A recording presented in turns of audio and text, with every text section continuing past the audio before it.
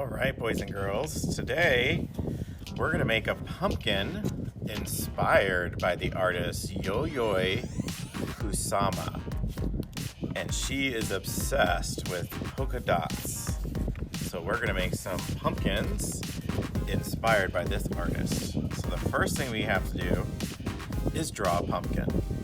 So if you have another way to draw a pumpkin, you can draw it that way. But I'm going to show you my way. So here's how we do it. I like my pumpkin to be tall like a landscape, but you can also make it wide as well. So I'm just using the back of one of my sketchbook pages, so I have plenty of paper still left. And I'm going to start to draw.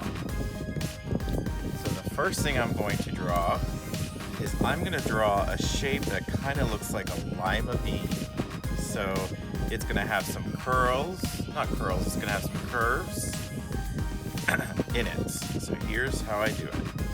So I start by going near the top, but not quite, because I want to leave some room for a stem. And I start by making kind of like a long S, just like that. And then I'm gonna do the same on the other side. Long S, kind of looks like a lima bean shape. Okay, if you just want to draw an oval, that's okay too if that's challenging, but you're gonna do this in pencil first. You can see that I always draw a pencil under my drawing. That way I can just follow it when I outline it. So now I'm gonna make some more parts to my pumpkin. So pumpkin have ridges, so I'm gonna add more shapes to make it look like it has ridges, to make it look real 3D. So now the hard part's over, and the rest of it's really simple, because I'm just gonna follow my lines from my original shape. So I'm gonna start near the top and go over just a little bit, draw another curved line, and just follow what this line is doing. So when it goes in, I go in, and then make sure I go back out.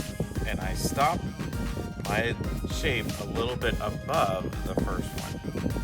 And then do the same thing on the other. If it's not perfect, it's okay. You can erase it or just go with it. Okay? Now that I have 3 shapes, I'm going to add my stem. So I'm going to draw a stem with some curved lines going from the top of my shapes. And you could make your stem really curvy and twisty. And the stem is what gives our pumpkin nutrients. This way they get so large. And then I'm going to finish it off with an oval at the top to kind of make it look 3D. Alright, now I'm going to add more lines now. So I'm going to start the stem this time. Follow the same curves and stop a little bit above this one. Do the same on the other side, just like so. Now you can stop there, but I'm going to do one more curve on each side just to make it nice and round. So I'm going to start maybe halfway down the stem, and this time I'm just going to draw a curved line, because that part you're not going to see. It's on the other side of the pumpkin. And I'll do the same on the other side, just like that.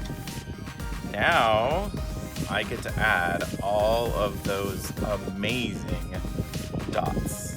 So you don't have to do dots just like her. You could do any pattern you want, but I'm gonna at least have a couple of dots in mind, and I'm gonna make a different pattern for each one, and I might even make it symmetrical. We'll see. So let's see what I do.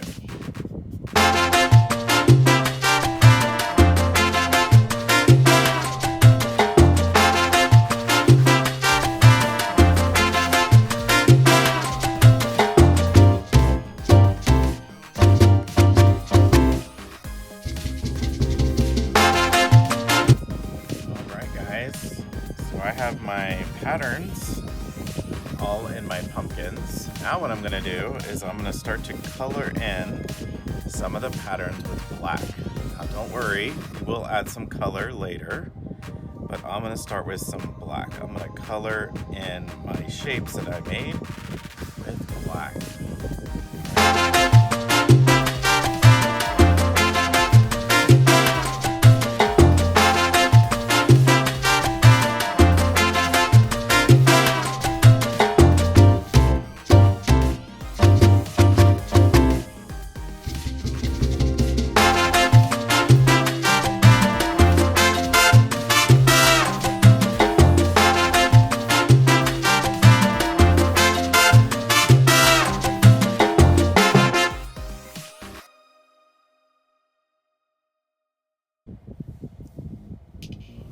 and girls. Now we're gonna add some color. In today's lesson, not only is it about Yayoi Kusama, but it's also about texture. Texture is how something feels. Now, usually when we're in the art room, I give you guys texture plates, but since you're at home, you're gonna have to find texture other places. And I looked around the art room and I found some things that have texture to them. So they feel bumpy and they're gonna make great for our background and our pumpkin. The first thing I discovered was a basket. This is where I actually put your scrap paper in, and it has a nice texture on it. So I'm gonna use that for the background of my pumpkin. So I make sure it's only one piece of paper behind, not a whole bunch. And then I'm gonna look for color. And I can do any color I want.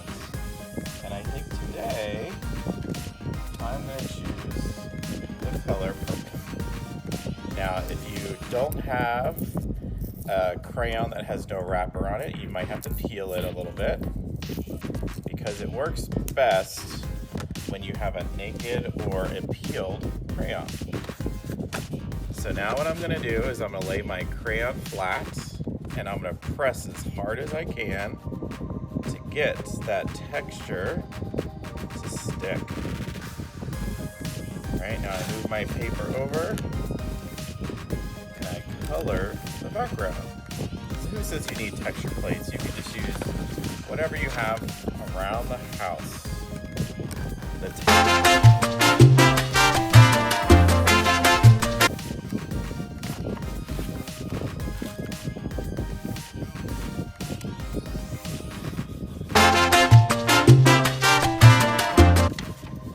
So after I added my texture, I did add some texture too on the pumpkin, and I don't know if you saw it, but I used the table as my texture tool.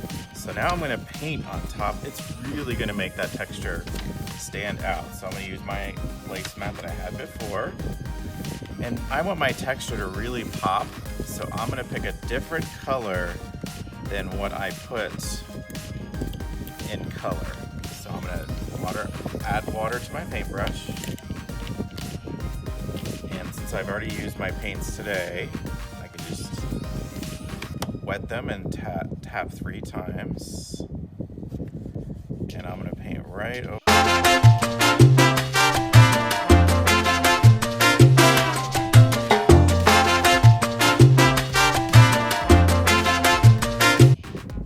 Alright, boys and girls, there it is. There's my Yayoi Kusama-inspired pumpkin.